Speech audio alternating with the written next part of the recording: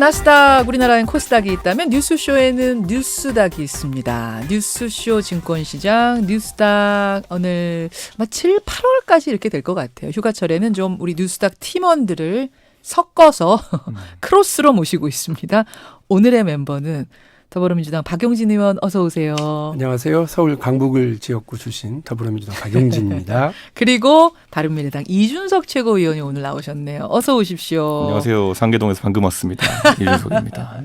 두 분도 인사 한번 나누시고. 반갑습니다. 예, 안녕하세요. 요 멤버 마음에 드세요? 예. 인터리그도 가끔.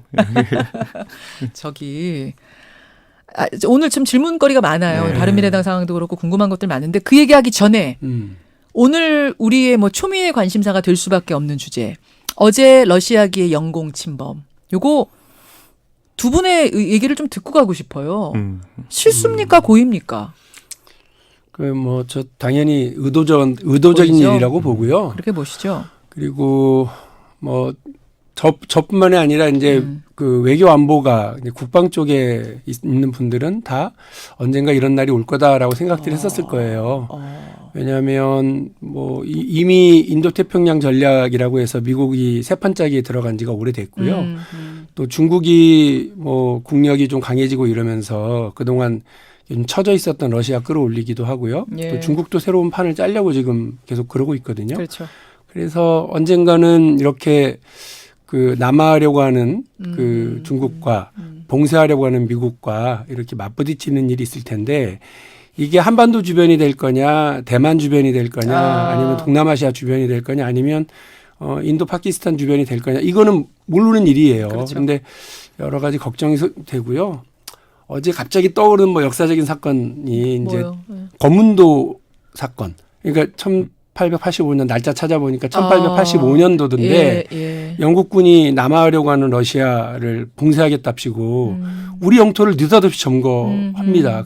그게 세계적인 사건이었는데 그 2년 동안 무단 점거하고 지금도 영국군 묘지가 거문도에 남아있다는 것 아닙니까? 이때 정신 바짝 차려야죠, 우리가. 아까 어떤 청취자가 보내주셨어요. 와, 우리가 정말 열강에 쌓여있구나라는 사실을 오랜만에 또 깨달은 하루였습니다. 이런 문자 오던데 이준석 최고위원은 어떠셨어요? 그러니까 저는 제가 요즘 드론을 날리거든요. 근데 드론 조금만 연습해봐도 그 경계선 안 넘어갈 정도로 세밀하게 컨트롤하는 게 가능해집니다. 그러니까 저는 러시아 측에서 이게 우발적으로 또는 실수로 넘어갔다 그러면은 러시아 전투기 아무도 안 살 겁니다 앞으로. 러시아 전폭기. 근데 러시아는 지금도 우리가 불러다가 항의하는 와중에도 우리는 영공 침범을 한 적이 없습니다. 이러고 있어요. 기본적으로 항법 장치에 경계선 넘어가지 않는 게 기본인데 예를 들어 우리가 GPS라고 하잖아요. 네. 근데 GPS는 미국 위성 띄운 거고요. 러시아는 러시아 자체 위성 글로나스 이런 거 띄워서 다 갖고 있어요.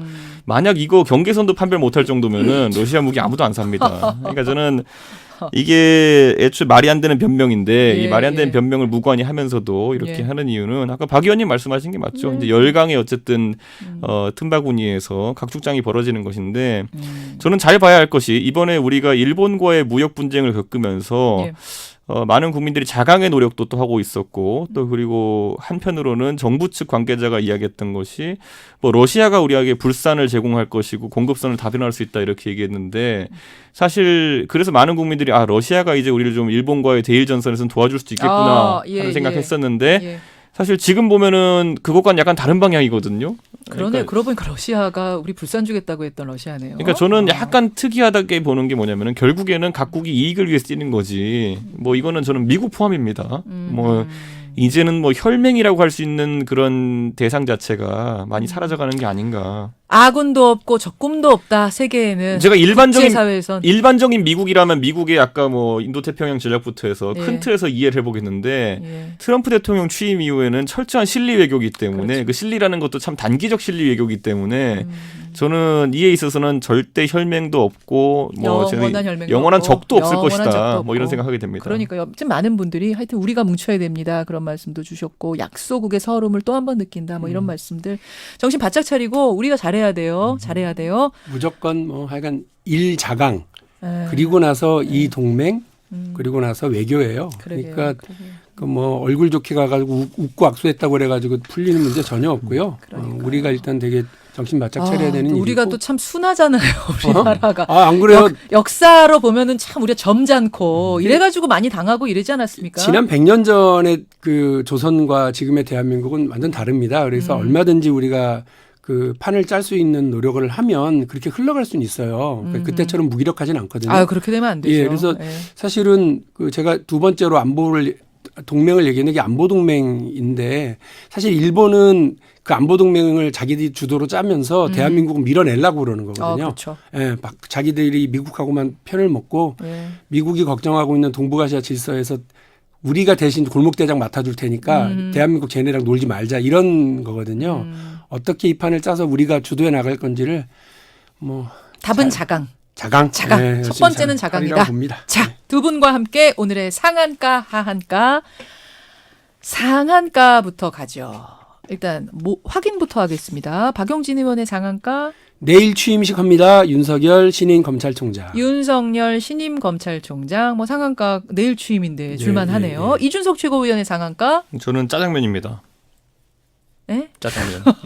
짬뽕 아니고 짜장면? 짜장면입니다. 왜? 제 개인적인 선호가 아니라요. 짜장면 값이 저희 변동했나? 최근에 바른미래당의 단식 현장이 있었고 거기에 뭐 이 손학규 대표 측과의 갈등이 있었는데 그 단식하는 12일 동안 단식한 사람에게 그분에게 뭐 처음에 단식했을 때 짜장면 먹었냐라고 이렇게 단식한 사람 앞에서 이게 사실 예전에 어떤 거였냐면 일베에서 예전에 이제 세월호 단식했냐 조롱하기 위해서 치킨 폭식 투쟁 이런 거 하고 나는 맛있게 먹는다 이런 거 사진 올리고 이런 게 있었는데 사실 그걸 보면서 많은 분들이 야 저거는 어떻게 뭐 정치적으로 찬성 동의하는 문제가 아니라 하더라도 어떻게 이렇게 사람의 기본이 안 된 행동이냐라고 이제 지적했었는데 이번에 단식 현장에서도 비슷한 일이 일어났습니다. 그러게요. 그래서 짜장면에 근데 하한가가 아니라 상한가입니까?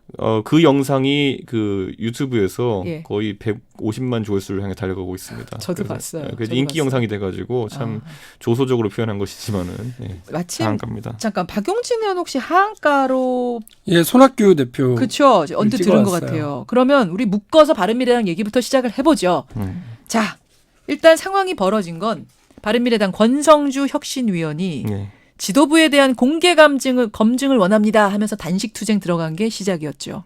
그게 7월 12일 맞습니까? 예, 그때부터입니다. 단식 투쟁을 하다가 그거 어떻게 된 거예요? 그 단식 투쟁이 저희 당에서 갖는 의미는 특별한 것이요. 그 원래 저희가 패스트트랙을 저희가 당이 지지했던 것처럼 되어 있는데 사실은 당론으로 결정되지 않은 상태에서 거기서부터 갈등이 엄청났죠. 손학규 대표께서 개인 자격으로선 단식을 시작하시면서 그게 이제 우리 당론처럼 돼버렸습니다. 그래서 거기에 후폭풍이 지금까지 좀 이어오고 있는 것이거든요. 그런데 이제 그래서 이번에 뭐 손학규 대표의 어쨌든 재신임을 포함한 혁신안을 가지고 이제 혁신위원들이 상정을 했는데 원래 저희 당원 당규에 보면 혁신이 독립적으로 돌아가고 당원 당규상 혁신안 올리면 의결해야 됩니다. 근데 의결을 거부하면서 이제 계속 열흘이 지나가니까 혁신위원들이 우리 이렇게는 일 못하겠다. 무조건 상정시키려 하면서 단식 투쟁을 하는 건데 사실 많은 국민들 입장에서 뭐 복잡하니까 이해 못하실 수 있겠지만은 하여튼간 지금 당 내용이 극에 달하고 있는 건 사실입니다. 그러니까 당권파, 손학규 대표로 대표되는 당권파와 지도부 퇴진을 주장하는 퇴진파, 이게 이제 이번에 단식 투쟁한 권성주 혁신위원 같은 사람들이 있는 퇴진파가 22일 날 갈등하면서 결국 119 오고 권성주 단식하던 권성주 의원 실려가고 이렇게 된 거죠. 그렇죠. 그러니까 저는 그런데 이 권성주 혁신위원이 뭐 사실 대중적으로 알려져 있는 인물이 아니다 보니까 잘 모르실 수 있겠지만은 상당히 정치적 투쟁력이 강합니다. 제가 보면서 느꼈던 게 젊은 분이던데. 그 권철현 전 주일대사 최근에 이제 대일 갈등 관련해 가지고 자주 또 이렇게 언급되는 대사. 인물인데 권철현 주일대사의 그 셋째 아들입니다.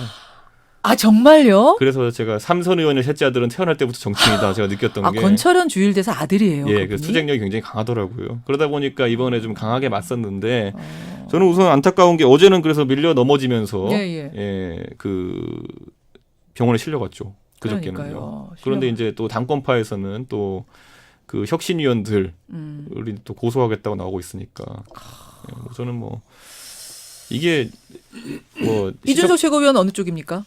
저는 당연히 퇴진파 쪽이시죠. 뭐 저희가 퇴진파라고 스스로 이름 붙인 적 없고요. 언론이 그렇게 하는 건데 좀 멋있는 거로 지어주지 퇴진파가 뭡니까 저희가 진짜. 퇴진을 주장하는 파. 저희는 혁신을 주장했지 퇴진을 주장한 게 아닙니다. 예, 오케이. 그러면 당권파, 혁신파 쪽. 차라리 뭐 이준석계 이런 거라도 하면 몰라도 이게.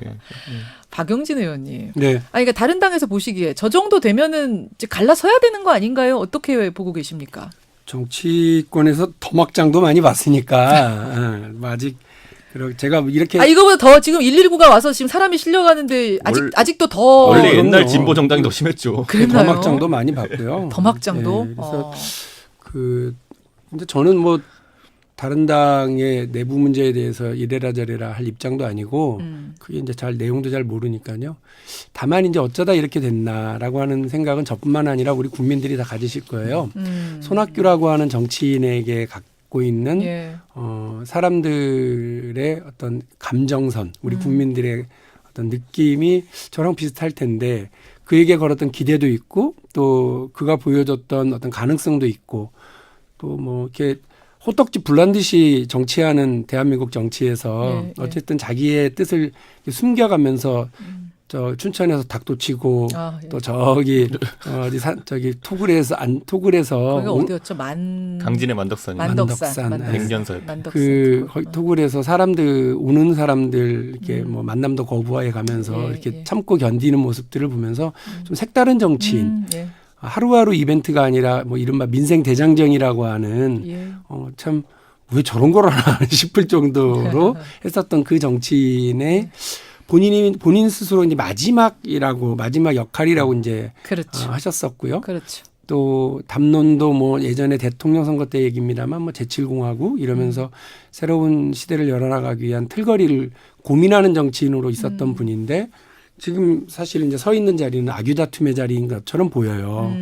그러다 보니까 제가 이제 하한가로 가져온 이유가 누가 옳다 그르다를 떠나서 그동안 보여왔었던 어떤 걸음과는 좀 다르게 이런 악유다툼의 현장에 서 계시는구나라고 하는 씁쓸함, 그다음에 뭐 인간적인 좀 애잔함. 어떻게 하다가 이런 느낌. 그렇게 이런 노정객이 이렇게 마지막이 멋있어야 그렇죠. 우리 정치가 해피할 텐데 아쉽더라고요. 어떻게 막판이 어떻게 정리될지 모르겠습니다. 그러니까 혁신은 곧 퇴진이냐, 뭐 아니면 이분이 얘기하는 것처럼 나중심으로 가져갈 거냐. 이건 어떻게 될지 모르겠지만 이 일단 씁쓸하다. 그러니까 박용진 의원은 그래도 밖에서 보시니까 그냥 씁쓸하다 이거지만 안에서 지금 치열하게 119가 오는 현장에 계셨던 이준석 최고위원한테는 씁쓸이 아니라 사느냐 죽느냐잖아요. 저희는 씁쓸한 정도가 아니라 매일 양재물을 퍼마시고 있습니다. 지금 보면 이게 지금 아니 그러니까 이 정도 되면 갈라서면 되잖아요. 왜 그 당은 지금 그러니까 많은 분들이 뜻이 안 맞는데 계속 갑니까? 많은 분들이 이제 그 노회한 정치인께서 뭐 돈 때문에 안 나가는 거다 이런 식으로 또 오물투척하고 가셔가지고 저희가 오해를 받고 있는데 사실 정치하는 사람들이 당에 돈이 100억이 있어도 사실 저한테 한 푼 떨어지는 거 없습니다. 그러니까 그거는 선거 앞두고 크게 중요한 건 아니고요. 다만 이제 저희가 국민의당과 바른정당의 합당으로 탄생한 정당인데 바른정당 의원들은 전부 다 이제 비례대표가 없이 전부 다 지역구 의원입니다. 그렇기 때문에 운신의 폭이 좀 자유로운데 국민의당 출신 의원들 중에 저희랑 뜻을 함께하는 분들 같은 경우는 비례대표 의원들입니다. 그렇기 때문에 그분들은 자체적으로 이제 탈당을 할 수가 없는 분들이기 때문에 그게 가장 큰 문제지. 뭐 제가 봤을 때는 뭐 당에 1,000억이 있어도 저한테 뭐 돈 100만 원 생길 일이 없습니다. 제 생각에는. 그리고 선거에서 솔직히 뭐 당에서 뭐 당 돈으로 무슨 뭐 광고를 한다고 제가 당선 안 될 사람이 당선되는 사람이 생기는 것도 아니고. 아니 그러면 그냥 지금은 정말 당을 지키기 위한 그냥 그 명분 싸움인 거예요? 다들 그렇죠 사실은. 사실은 그러니까 저희 이 정도 되면 갈라서야 되는데 안 갈라서는 거 보니까 당에 들어오는 돈 때문이냐 뭐 공천권 때문이냐 이런 얘기들을 하는데. 저 당에서 받는 돈 한 푼도 없습니다. 앞으로도 없을 것 같고요. 그러니까 그 당이 기형적으로 이제 28명의 의원 중에 13명이 비례대표인 당이다 보니까 이런 당이 거의 없습니다. 그러다 보니까 그 의원 수를 놓고 이제 다투는 거라고 보시면 되지. 그게 뭐 돈은 솔직히 말하면은 노회한 정치인께서 투척하고 하셔서 그렇지 정치하는 사람들이 이렇게 절박하게 느끼는 건 아닙니다. 민주당에 돈 많지만 박용진 의원님이 뭐 그거 보고 정치하시겠어요? 그걸 뭐 개인하고 연결 문제가 아니고요. 사실은 정치를 하려고 하는 그룹이 있다고 그러면 그분들에게는 당사를 마련하는 것 그리고 관련해서 어떤 홍보를 하는 것 사람을 쓰는 것 이게 다 돈인데 지금의 정당과 정치자금 제도에서는 교섭단체를 유지하고 있고 지난 선거에서 일정한 그 기준을 넘어선 정당에게 우선적으로 국고보조금을 교부하기 때문에요. 그 매우 중요한 문제입니다. 그러니까 이준석 위원이 나한테 떨어지는 거 없다. 이거 개인 정치로 이걸 볼 문제는 아닌 거고요. 그 정치 그룹이 있을 거고 그 정치 그룹이 그렇게 생각하는 건 너무 당연한 거라고 저는 봅니다. 아니 근데 이제 박 의원님 말씀하신 거는 통상적인 당 운영에 대한 이야기고요. 사실 지금 총선을 앞둔 상황에서는 사실 총선 때 선거가 돌입하게 되면은 중앙당 역할이 상당히 축소됩니다. 예를 들어 뭐 연구원에서 여론조사하고 이런 것들이 선거에 도움될 수 있겠지만은 알겠습니다. 그러다 보니까 저희는 그 부담은 아닙니다. 지금 뭐 이 얘기만 하다 끝날 수는 없어서 네. 제가 30초만 드릴게요. 그럼 이 싸움은 계속됩니까? 대표님께서 옳은 판단하실 때까지 계속될 것 같습니다. 예. 혹시 권성주 위원 병원에서 나와서 또 단식해요? 그거는 개인적이라 제가 모르지만은 지금 건강이 좀 안 좋은 편이거든요. 간 수치가 너무 높아가지고 뭐 좀 계속될 것 같다. 이미 뭐 화면에도 그렇게 잡혔지만은 좀 그 부분은 안타까운 상황입니다. 그러면은 손학규 대표 퇴진 때까지 이 싸움은 계속될 것 같다. 네. 뭐 퇴진 때까지는 아니고 그 혁신 때까지. 알겠습니다. 알겠습니다. 자, 그렇게 해서 두 분이 상한가 하한가로 각각 바른미래당을 골라오셨고 박용진 의원의 상한가가 아까 윤석열 취임하는 검찰총장 어떻게 잘 하실 거라고 보세요? 어떠세요? 잘해주기를 바라는 의미에서 해봤고요. 일단 뭐 내일 대한민국에서 가장 권력이 세다고 하는 그 검찰총장으로 취임하니까 상한가인 거고요. 또 하나는 응원이자 격려이자 좀 다짐을 받아놓고자 제가 상한가로 가져왔어요. 무슨 다짐입니까? 그 윤석열 총장은 법 앞에 인정사정 보지 않는 냉혈한 총장이 되기를 바라고요. 또 그런 대한민국 검찰을 좀 돌부처 검찰을 만들어줬으면 좋겠어요. 여기서 인정사정이라는 건 이런 겁니다. 일단 정치권에는 인정봐주지 마시고요. 왜냐하면 우리가 남이가라고 하는 사람들, 검찰 출신들, 법조계 출신들 또 이렇게 저렇게 아는 여당 의원들, 야당 의원들 많이 계실 텐데 인정봐주지 마십시오. 그렇죠. 법 문제가 있는 사람은 다 수사하시고요. 두 번째로 재벌들의 범죄와 관련해서 사정 봐주지 마십시오. 제가 특히 이 말씀드리고 싶어서 그렇습니다. 특히나 뭐 경제 사정이 어쩌고 뭐 이렇게 이번에 삼성바이오로직스 김태한 대표와 관련해서 영장 실질 심사를 하는데 대한민국 경제가 어쩌고 나라가 이 모양인데 좀 봐달라 이렇게 얘기했다는 것 아니에요? 그리고 이유를 참 납득이 되기 어려운 논리를 가지고서 영장이 기각이 됐던데요. 뭐 그 판사의 판단이라고 보지만 납득은 안 갑니다. 그러나 그 적어도 검찰이 수사를 하는 데 있어서 나라 경제 이런 걸 이제 정치인들이 할 거고요. 대통령이 할 테니까 검찰은 행여나 이런 뭐 경제 문제를 핑계로 이렇게 뭐 수사를 대충 한다거나 덮고 간다거나 이러지 마셨으면 좋겠다. 그리고 대통령이 최근에 뭐 이재용 부회장하고 같이 이렇게 행보 같이 하는 모습도 많이 보여가지고 수사가 무뎌지는 거 아니냐 우려하는 사람들도 있는데요. 대통령은 대통령 역할을 하시는 거예요. 그러니까 검찰은 검찰 역할을 하시고요. 검찰총장은 검찰총장으로 역할을 하셨으면 좋겠다. 그래서 법 앞에 인정사정 보지 않는 검찰총장이 되시라. 저는 윤석열 검찰총장이 법 앞에 인정사정 안 볼 것 같은데 이제 하나 다들 걱정하는 부분은 이분이 조직을 워낙 사랑하는 검찰 조직에 대한 사랑이 깊어서 검찰 개혁이라든지 검찰 내부에 뭔가를 하는 일에는 좀 느리지 않겠는가? 좀 둔하지 않겠는가? 이건 어떻게 보세요?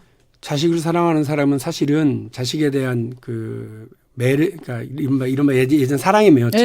아끼지 않습니다. 그리고 뭐 저 역시 저희 아이들에 대한 사랑과 자부심과 이런 것도 있지만 아이들에게 지적하고 비판하고 고쳐나가라고 얘기하는 것을 아끼지 않습니다. 사랑할수록 더 때려야 한다? 그렇습니다. 윤석열 요새는 총장이 때리면 안 되는 거 아닌가? 윤석열 총장이 이런 문제와 관련해서 조직에 대한 자부심이 있다면 제대로 된 조직으로 키워주시기를 당부드립니다. 오케이, 좋습니다.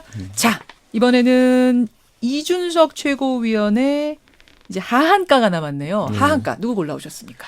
저는 이제 김현종 국가안보실 2차장입니다. 김현종 국가안보실 2차장. 요즘 한일 갈등 국면에서 이분 얼굴이 정말 많이 보여요. 뭐 대중적으로 보기에도 강경화 장관은 아프리카 가고 이렇게 하는 상황 속에서도 김현종 차장이 굉장히 막중한 역할을 수행하고 있죠. 그런데 첫 단추가 잘못 끼워졌던 게 17일 날 이제 외신 기자 간담회 하면서 사실 사초 동맹이랑 그다음에 그 요시다 쇼인을 언급한 인사가 김현종 차장이거든요. 사실 그 당일에는 이게 보도가 되면서 예, 정부 관계자라고만 예, 예. 정부 핵심 관계자라고만 보도되고 많은 언론들이 김현종 차장님을 밝히기를 좀 주저했습니다. 근데 요즘 들어서 이제 이름이 하나씩 나오고 있는데 사실 이게 뭐냐면 이분이 통상 관료로서 굉장히 유능한 분이라고 이제 알려져 있는 건 맞습니다. 사실인데 예, 지금 예. 외교를 하는 데 있어가지고 첫 단추를 끼는 과정에서 이 메이지 유신 그리고 그 뒤에 따르는 정한론에 따른 고사를 이제 고사까지 아니라 정한론에 거두었던 인물들의 예. 사실 정신적 스승을 언급했다는 것 자체가 아. 저는 이게 첫 단추 잘못 끼워졌다. 그래서 앞으로 이 부분이 이제 이분이 뭐 외교부 장관설까지 나오는 상황 속에서 상당한 부담으로 작용할 거다. 이런 생각을 하고요. 저는 그 외교부 이제 진용을 짠 데 있어가지고 사실 뭐 대통령께 새로운 인사를 고민하시는 건 저는 환영입니다. 그러니까 예를 들어 정경도 장관이나 아니면 강경화 장관 같은 경우에는 피로감이나 좀 이런 게 누적됐기 때문에 좀 교체하는 방향으로 갔으면 좋겠고 그리고 한 가지 실무선에서 중요한 건 뭐냐면요. 예. 지금 외교부에 보면은 사실 일본 통이라고 하는 인사들, 그러니까 예. 실무자 선에서 보면은 지난 정부에 있었던 위안부 협상에 대한 어떤 책임론적 성격으로 한직으로 가 있는 분들이라든지 아니면 아하. 지금 이 국면에서 제대로 된 보임을 받지 못한 분들이 있거든요. 예, 근데 예. 저는 그분들을 대통령께서 두루 기용하시기 바란다. 아, 아까 일본에 정통하지만 그 한일 위안부 협정 때 그 네. 문제로 인해서 한직가 있는 사람 등용할 때다. 아니 왜냐하면 그분들이 뭐 한 일에 대해서 실무 협상한 일에 예, 대해서 예. 뭐 지금 정권이 불편하게 생각할 수도 있지만은 예. 그분들이 관료로서 한 것이지 그분들이 의사 아, 정치 박근혜 대통령이 시키니까 한 거다. 의사 결정자들이 아니었을 거 아닙니까? 요 부분 예. 박용진 의원님 어떻게 보세요? 그 한직에 있는 일본 통들을 좀 지금은 등용할 때다. 다시 뭐 좀 쓸 때다. 대한민국에 일본 통 진짜 많아요. 많아요? 예, 진짜 많아요. 그러니까 어. 뭐 사실은 걱정스러워했을 사람이 많을 정도로 많고요. 그러니까 다만 이제 이준석 의원이 이제 지금 뭐 그 바쁜 때 추수철에 강아지 손이라도 빌려야 되는 거 아니냐 이런 의미로 얘기하신다면 역시 뭐 그것도 참고를 할 수 있겠습니다만 일본 통이 없어서 지금 상황이 어려운 건 아니다. 그러니까 뭐 그런 말씀 일단 드리고요. 그 김현종 차장과 관련해서 지적하신 것과 관련해서 제가 좀 걱정스럽게 봤었던 게 뭐였냐면 예. 그 대통령 안보실에 청와대 안보실에 이 차장이 미국에서 중요한 역할을 하고 들어왔잖아요. 예. 그러니까 일본과 관련해서 좀 중재해 주라 이런 거 하면서. 어우, 저 시간이. 근데 공항에서 느닷없이 그 왜 기자회견을 하는지 잘 모르겠더라고요. 그거 똑같은 거 지금 지적하신 거예요. 대통령한테 먼저 가서 이준석 보고하셔야죠. 그래서 저는 그림자처럼 조용히 역할을 수행하시기를 기대한다라는 말씀을 하나 얹겠습니다. 예, 오늘 뉴스다 여기까지 인사 나누죠. 두 분 고맙습니다. 네, 감사합니다. 박용진 의원, 이준석 최고위원이었습니다. 김현정의 뉴스쇼는 청취자 여러분의 참여로 이루어집니다. 트위터, 페이스북, 레인보우 게시판, 그리고 단문 50원, 장문 100원의 유료 문자 샵 1212, 우물정 1212 통해 참여하실 수 있습니다. 김현정의 뉴스쇼, 여러분과 함께 만듭니다.